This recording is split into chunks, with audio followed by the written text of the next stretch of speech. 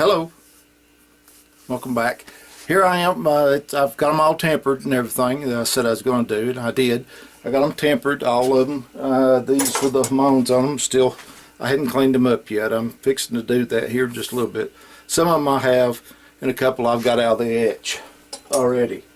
So this one needs just a little bit of little light coat of oil on it. Once I get done with it, it'll be just fine.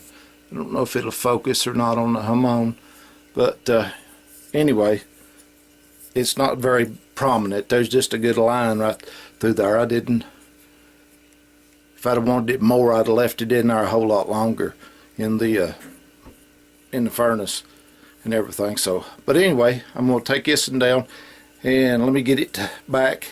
Now this is, I've not touched this on a wet rock at all. I mean, it's fairly sharp. It's just coming down with the with that. Let's see. Let's try. Here's a used piece of sandpaper. I know it's kind of thick and everything, but anyway, this is just off the sandpaper. So there's nothing. But there is an edge there, a small edge, and if you can look down this edge, I don't know if this camera will show it, or the light or whatever, but anyway, if you'll take your knife, take your pocket knife out or whatever, or your hunting knife or whatever, and if you'll eyeball straight down this edge, straight down the cut edge of it, everywhere that you either see a dull or a shiny spot, usually if you see nothing and then a dull spot, or means that the edge is flat and dirty right there. Or if it's all flat and dirty and you got a shiny spot, that's usually the only spot on it that'll cut. So, and if you look at it, you can tell my grandpa taught me this long years ago when I was a boy about doing this. So, anyway, looking down the edge, not the knife making, but I'm sure that growing up the son of a blacksmith, I'm sure that he made a few knives, or per se a wheelwright really, over a blacksmith. My great grandpa was a wheelwright and had his own little blacksmith shop. So anyway, if you can see this, if you look down it, you see a dull, you can see shiny spots on it. They're just flat spots. You can rub your thumb or another part of you over it. There's a spot right in here that's fairly sharp. But anyway, for the most part, this is kind of just pretty good. I mean, no super edge. All it's been done to it is just with the just with sandpaper, just sanding all the fire scale off of it and everything, getting it ready to go and etch it. So I'm going to take my wet rock here. That is a Smith steel. I've contacted Smith about these, and they've not got back with me or anything. I don't, probably the silly season here, but anyway, I've had this in probably 10 years and it's getting pretty wore right now. That, or I've got the diamonds so clogged up that they can't cut good. But you can see in the middle there's a shiny spot right in the middle right there. That's where both right and left sides cross on this. So when I sharpen, so anyway, I don't know if I've done a sharpening video or not, but anyway, I just pull it to it like that, and you can watch it shine up a little bit right there. And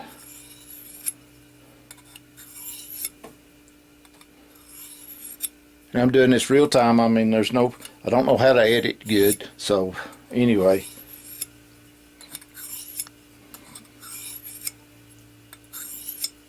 Okay, let's try that. Ooh. Ooh.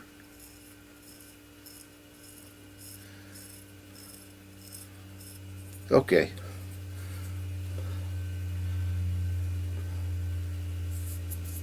But anyway, I got a bald spot on my arm, and I ain't doing nothing but just running it down through here. Okay. Well, I blowed the hair off it, everything like that. So, and there's a little spot of blood on there because I did cut myself. right there. I don't know if I just, yeah, right there. I can't half see any. Right there, I cut myself with it. Okay, now, if I can get this camera set up a little bit closer. Okay, we'll go to the granite block and everything. Like I said, I don't know how to edit. I've never had any schooling on it. I was in school when manual typewriters was still the norm, not electric. Anyway, I never learned how to type good. So anyway, bear with me while I get this set up here.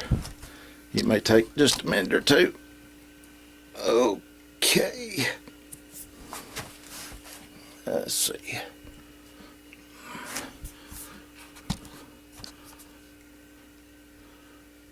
Okay, there's the knife laying on the granite. Now, let's see. See if I can zoom in on this.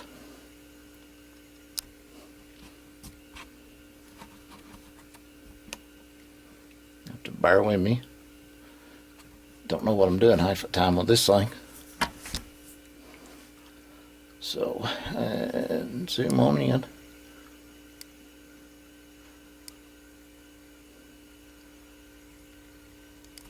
That's too close. Focus. Closer I can get it to this, the better off you will see. If it'll focus. Focus. Nope, don't want to focus.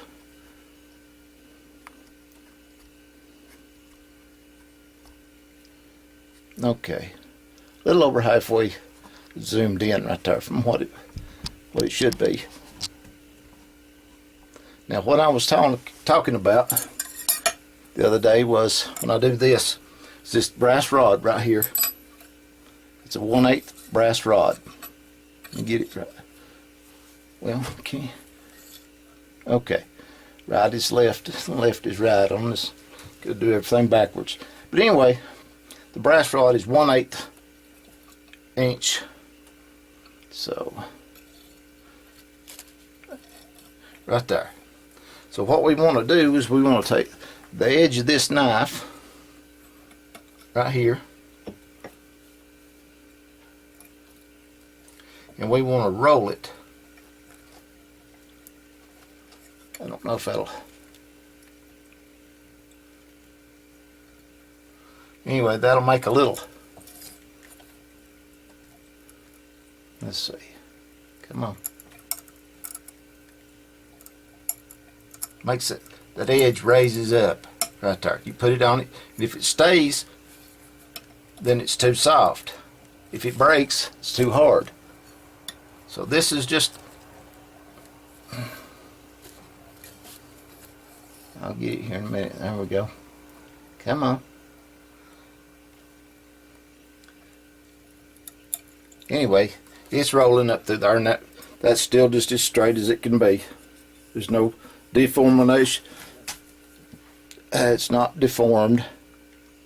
Let me zoom out here.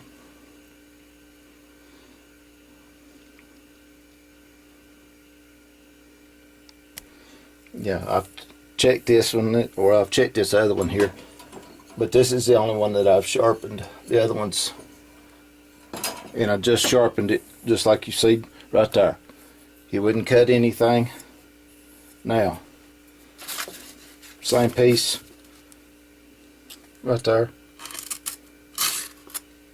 See, good, pretty cut. This is stiff, and it's got the, well, it scratched it, so I'm going to have to put it back in the etch again right there. But I'll rub it down just a little bit with that. Then when I get done with the etch, then I'll start with the handle. And it's going to be the, I showed it to you. Yes, I said it anyway, wherever it got to. Anyway, I'll find it. Just a couple of pieces of, here it is. I know I had it right here. Accumulating junk. Again, it's my gut hook Skinner handle, and this is leopard wood. And I've got a piece of copper there to put in the lanyard hole. And I'll fix this and cut it all in and make it and do that. And I'll try my best to see if I can get a piece of a handle out of for right in here, even if I have to take it. I don't have a good bandsaw, and if my buddy's got one, if it's got a guide on it, and I can cut that piece of it in half. But anyway, that, and then this, I've not done anything to it yet. It's still, you can see, I don't know if you can see in this light or not, but anyway, you can see that it's shiny up through there. The whole thing's shiny. And, you know, there's my finger. I'm pushing on it. So anyway, it's dull as a fro. So, anyway. And, oh, if you don't know what a fro is, it's used to make wooden shingles. It's a piece of steel about this long and about that wide, about that high. It's got a loop handle on it, and you pound it down. It's a fro and a maul. You use a maul, which is like a hammer, just a big piece of wood on the stick to make it that. So when somebody says it's as dull as a fro, that's usually what they're talking about. Well, that is what they're talking about. So, but anyway, when I get done with this one right here is going to go, excuse me,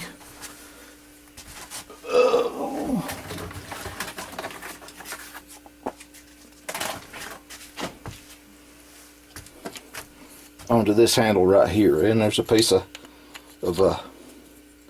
brass that goes in there that takes up that slack right there.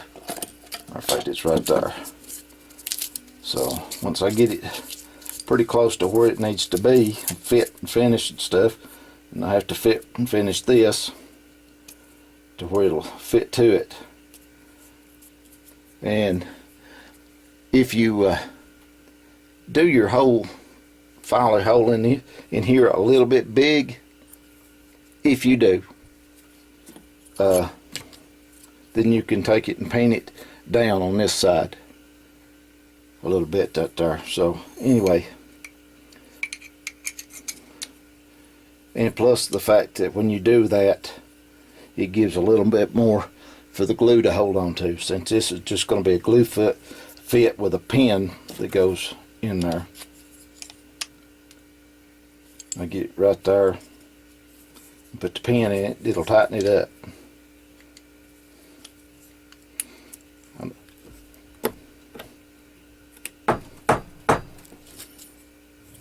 See? And that's all I'll have to do, just kind of tap it in just a little bit. And once I get a little glue in there, it'll tighten right up. There we go.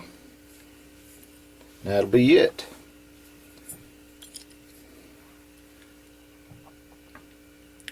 So that's the good hook with the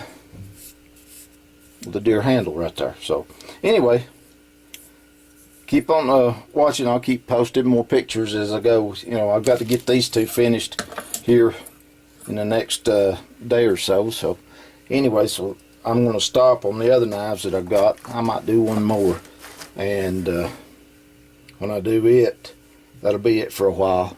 I mean, till after Christmas anyway, into the new year. So anyway, you have a Merry Christmas and God bless.